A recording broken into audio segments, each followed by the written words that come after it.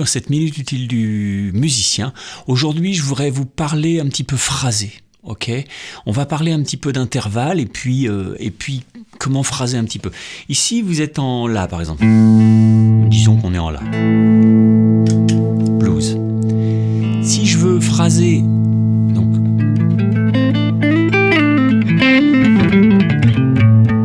ok, pentat mineur, mais je peux la phraser ici. Parce qu'en fait, c'est une position qui n'est pas souvent utilisée, elle est vachement bien.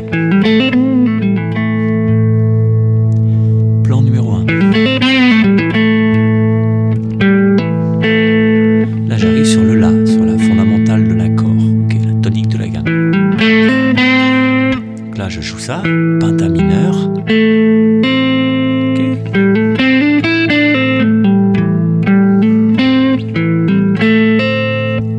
Et puis là, je vais jouer cette seconde, la seconde majeure. C'est un intervalle, il est là. La seconde, c'est simple, c'est juste au-dessus de la 1, donc juste au-dessus de la tonique. Et ça a une couleur, tu l'entends. C'est pas la seconde majeure, c'est pas de la théorie, bah non, c'est ça. C'est pas du tout la même chose que ça. Ni que ça. Ni que ça. C'est pas du tout pareil, c'est une seconde majeure, ok, une neuvième. Et donc on va faire.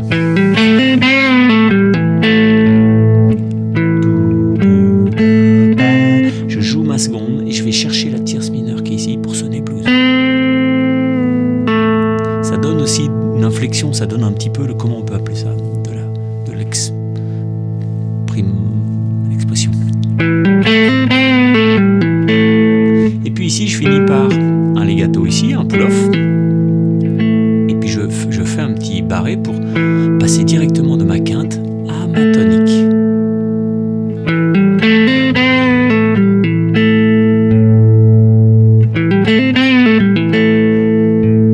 Si on veut continuer à s'amuser avec les intervalles, on va pouvoir faire par exemple revenir ici.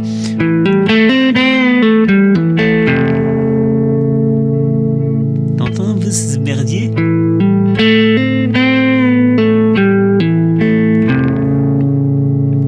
Là, ce que je vise, c'est... Donc ça, c'est la tierce mineure de La, ok.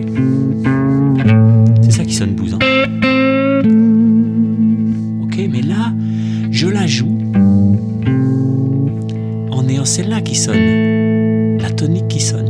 Donc quand je joue ça, tierce mineure plus la tonique, j'entends une sixte majeure. Mais je tire la tierce mineure pour qu'elle devienne cette note-là et qu'on se retrouve donc avec la tierce de mon accord.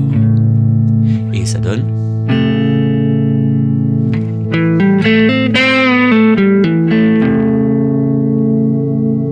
Ça donne un truc un peu de style guitare, tu sais, voilà. Si jamais je veux jouer un peu, puisque je suis joueur, alors je peux, une fois que j'ai fait, je peux faire aussi ça. D'ailleurs là je la joue, je fais pas un bend, mais c'est moins risqué, hein. Puis je peux même continuer des sixtes, ça c'est une six mineure. Ça c'est que des sixtes, six majeure. Parce que ça vise la sixte majeure qui est incluse à l'intérieur sans qu'on le voit de l'accord de La majeure sur lequel je suis en train de jouer. Entre la quinte et la tierce, il y a une sixte. On la voit pas.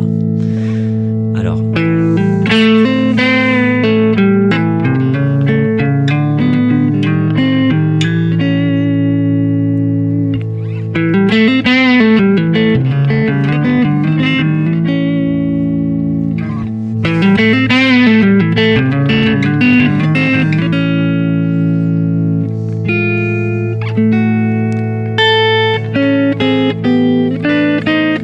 Les sixtes dans le blues, c'est hyper important.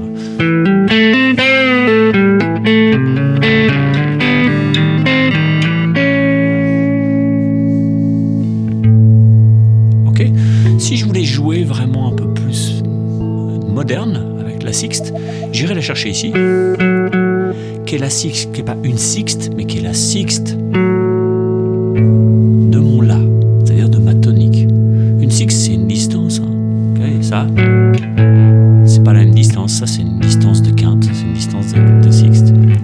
sonne pas pareil. Donc des sixtes, vous en avez entendu dès que vous êtes né. Des quintes aussi, sauf qu'après si vous connaissez pas le nom, vous dites oh là là, six, je comprends rien, mais vos oreilles elles comprennent. Regarde, tu comprends la différence entre ça.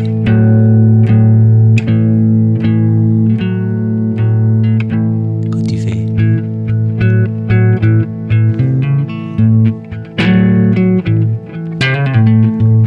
bon bah quand t'entends la différence entre ça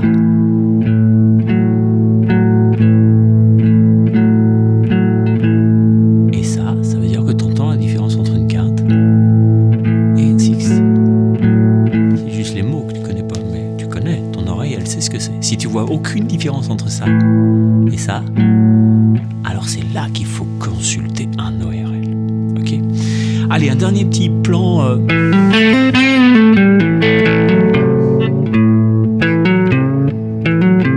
Ici, je viens jouer ma sixte de mon La. Ok ?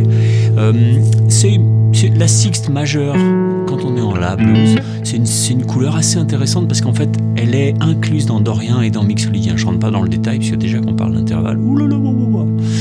Mais en fait, quand j'ai fait ça, celle-là, c'est des sixtes mixolydiennes. D'accord ? Donc en fait, elles te font du bien parce que tu te dis mixolydien sur le blues. Très bien, ok ? Celle-là, non, mais c'est un passage entre les deux. Et gâteau, chantilly, regâteau.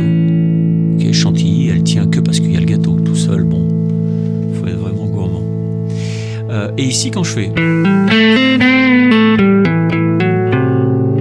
c'est-à-dire que là, je fais sonner la sixte majeure, mais deux mains toniques.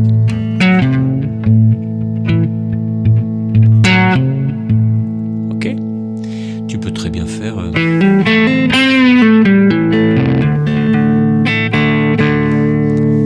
Croire qu'on est passé sur le deuxième accord de mon blues, c'est-à-dire le Ré7.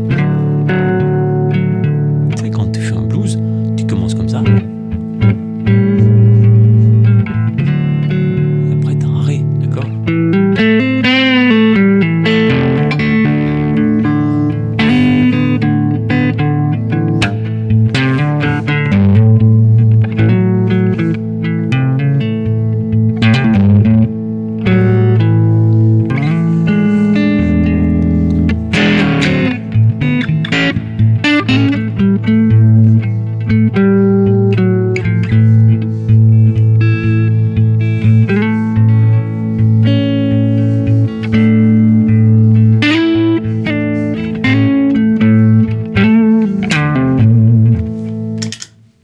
Vous voyez, on peut s'amuser avec les intervalles, mais c'est juste que pour se permettre cette balade-là, c'est comme si tu devais faire une balade en montagne et que tu te dises « Oh là là, mon Dieu, ça monte à 2000 mètres d'altitude, je peux pas y aller !» Et c'est complètement con, ça se trouve, le chemin, il est goudronné, tu vois. C'est pas 2000, ça compte pas 2000. Ça compte pas. 8000, ça compte, parce que tu as du mal à respirer, mais 2000, ça compte pas.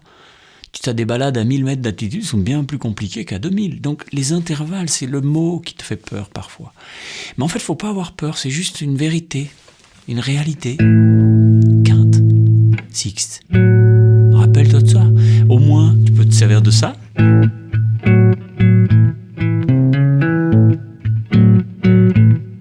Pour te souvenir. Quinte, sixte, six, quinze. Pas facile à dire. 5, 5, 6, 6, 5, 3, 1.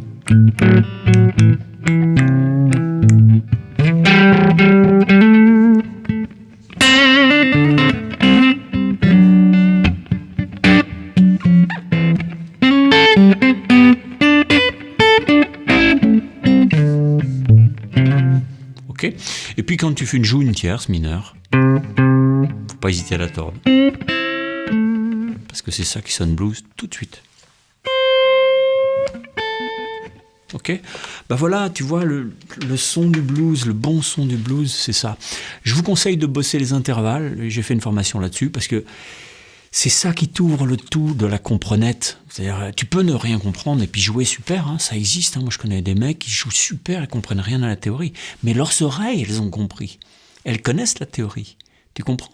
Alors, si tu penses que t'es doué, que t'as du talent et que voilà, alors fais pas de théorie et puis joue. Mais à ce moment-là, ne regarde pas de vidéo. va jouer. Ok, va jouer. Et puis si tu te dis, bon, ok, mais j'aimerais quand même bien comprendre ce que je joue, pourquoi, comment ça sonne et pourquoi, et comment je peux marier les choses et tout ça, alors il faut comprendre. Ok, bon, voilà, les intervalles, c'est la fondation avec laquelle tu pourras comprendre la musique. La musique. Allez, bye bye, ciao.